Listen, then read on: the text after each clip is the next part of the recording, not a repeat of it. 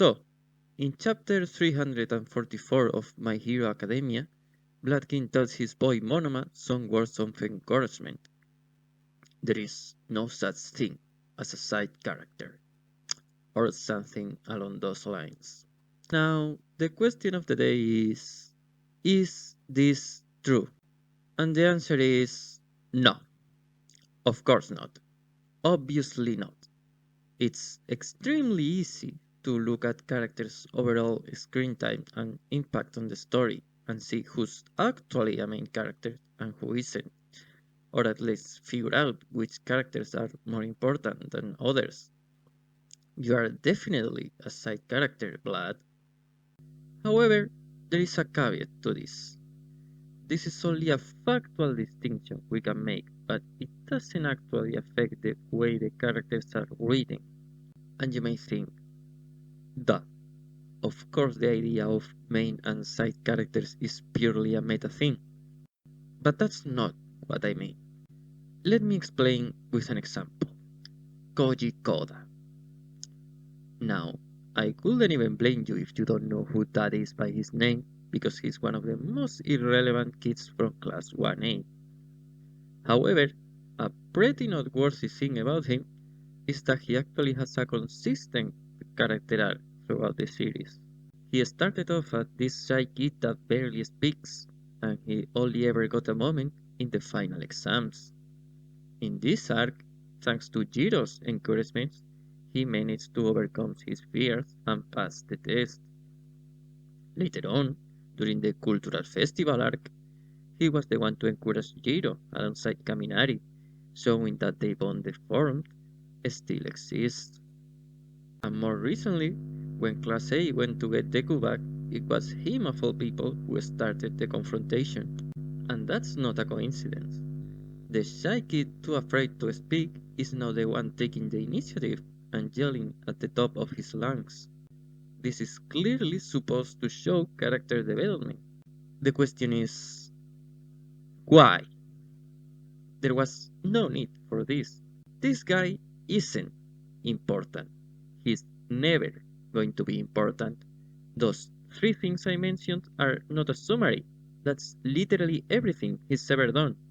And they aren't even actually relevant to the story. And yet, they unmistakably show character growth. And that's the point of this video. In My Hero Academia, characters tend to have some kind of development regardless of how important they actually are. In most series, when characters get focus, it usually means that they are an important character, or they'll become one in the future. Not in MHA though. When Mineta gets a chapter dedicated to him, it doesn't mean that he's going to stop being the perfect comic relief and become a more prominent character. It just means that in MHA, even the pervert comic relief can have some kind of depth and development. Mount Lady, the hero introduced at the beginning to show this is a business, she gets a character arc. Desarms, another hero from the beginning but with far less screen time, he gets a deep moment. Rocklock, this random guy introduced for the overhaul raid, he gets a chapter of focus. So does Josh Shindo from the provisional license exam. Remember this dude? He's important now. Remember this chick? She's important now. It actually doesn't matter how meaningless someone seems. Horikoshi treats them with exactly the same gravitas, and it feels like there is a story for them. This doesn't apply to every single character, of course, but it applies to a lot of them, more than you may think. And the epitome of this is, of course, the guys that we started the video off with, Class 1B. Now, these guys clearly don't need to exist. 20 characters would already have been a lot to keep track of, but Horikoshi went the extra mile and added another 20 for good measure, just to sell the school setting better. But the crazy thing is, once we got to properly see them in the joint training arc, turns out all of them have unique characterizations and relationships. It almost feels like these guys could be main characters. And that's basically the entire premise of Class 1B. They are constantly, persistently getting overshadowed by Class A. And it's mostly because 1A are the ones that all the plot stuff happens to, not any inherent difference between the two classes. The classes were split randomly, so it's basically pure chance who got to be in the main class and who didn't. But here's the twist. Even these guys, these people who are so clearly side characters that they are self-aware about it, to the point that they have a complex about it, when it comes down to it, they still get treated no different from the main cast. We are seeing it with Monoma now, and even in Jane Training, when his character was explored a bit more. And we saw it with Kendo and Tetsu in the Forest arc, where they were the ones to take down one of only three villains that were defeated. And we got to see some development for them and even their relationship. Speaking of the Forest arc, that one also shows the counterpart of this idea, because if there are no side characters, that by extension means there are no main characters either.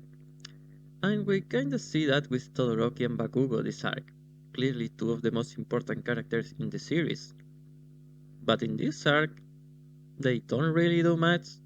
They kind of fight Memphis, but not really because the focus of that is clearly Tokoyami. Most authors would be afraid to bench characters as prominent and popular as those two, but Horikoshi clearly doesn't care, considering they can go a fair bit without really doing anything major. Hell, even Deku himself can get left out of the story for the sake of seeing another perspective. Which leads to our next point, the rotating cast. Something that seems pretty obvious, but it's basically what allows everything we've talked about so far to happen. Because of course the idea of side characters can be completely blurry when the main characters of each arc can be different. The obvious example of this is the Overhaul arc. Todoroki and Bakugo are nowhere to be seen, but Kirishima is very prominent.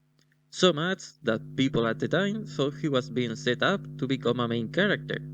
But no, that didn't happen. He didn't really do anything again until the war arc.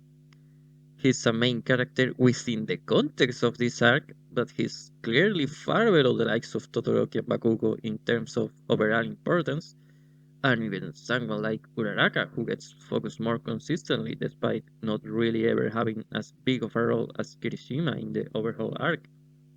And Horikoshi didn't do this because he forgot about Kirishima, he simply already did most of what he wanted to do with the character, so he chose to spend the time on other characters instead. He came back to save Mina from Gigantomachia, the one thing he couldn't do back in the day, and thus putting a bow in his character arc.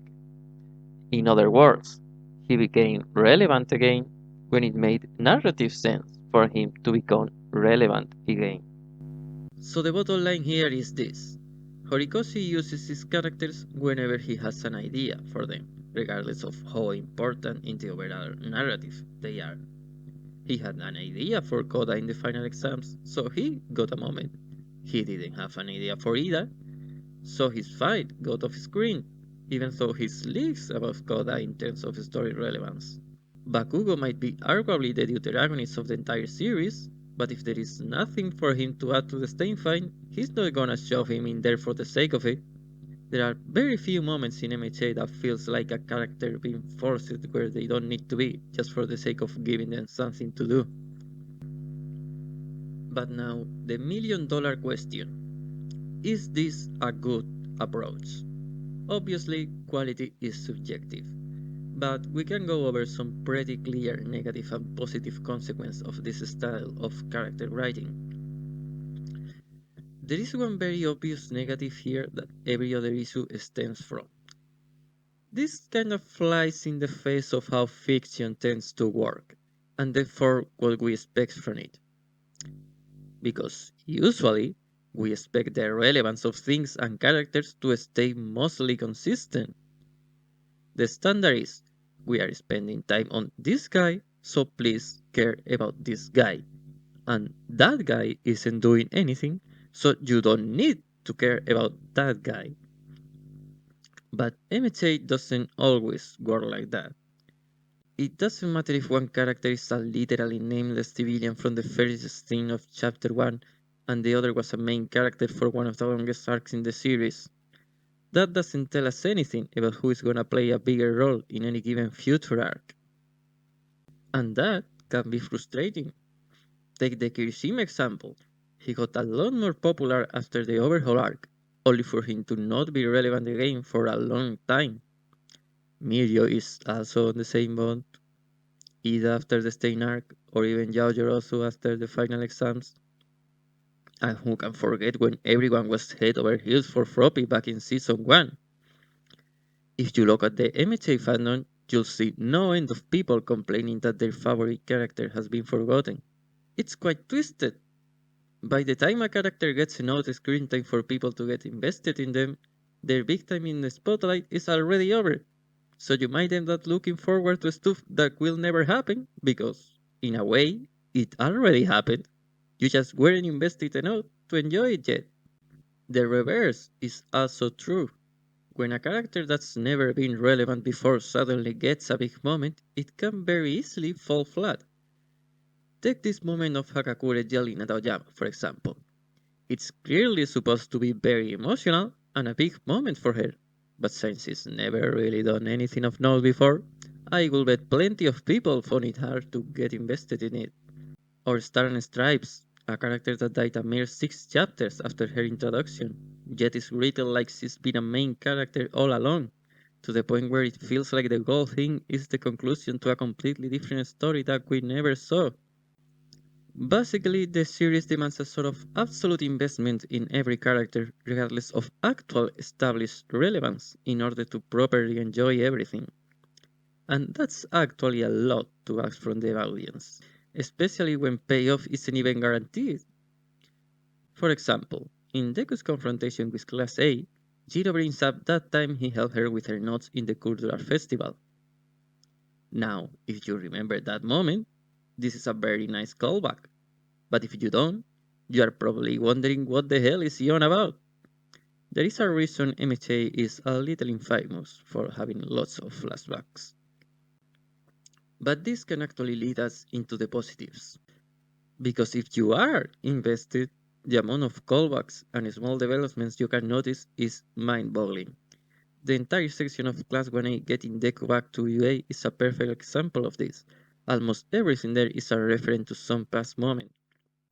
Rotating the cast also allows to keep things fresh, since it allows for the consistent addition of new outlooks, while simultaneously preventing more fleshed out characters from getting stale by overuse. This applies even to things that you couldn't think of at first, such as the Todoroki family drama. We've gotten a lot of that, but it never really retreats ground or repeats things we already know. And that's because we are always getting new perspectives. We started with Shoto, then moved to Endeavor, then we got Fuyumi and Natsuo, then Rei and Toya. Most importantly, this is probably the only way to realistically get some mileage out of as many characters as possible, considering the massive cast size and relatively limited planet length of the series. We can get something out of every character, but at least from a lot of them. And finally, it's pretty reassuring to see an author have this much respect and put this much thought in every single one of his characters, regardless of how small of a role they may be playing. Overall, I would say the amount of enjoyment you get out of this is probably dependent on how much you can get invested in characters before they actually get fleshed out, just based on initial impression. Luckily, Harikoshi has two skills that really help with that. He's very good at character design, and he's also very good at characterization. The combination of these two things make it very easy for people to get attached to any character and want to see more of them. After all, it's very common in the fandom to see complaints about character X not getting enough screen time, but it's far rarer to see complaints that character Y is getting too much. I can only assume that people tend to enjoy whoever's on screen, even if there is other people they also want to see. And that's actually a little insane, isn't it? With a cast as massive as this one, people like to watch most of them. Think about that.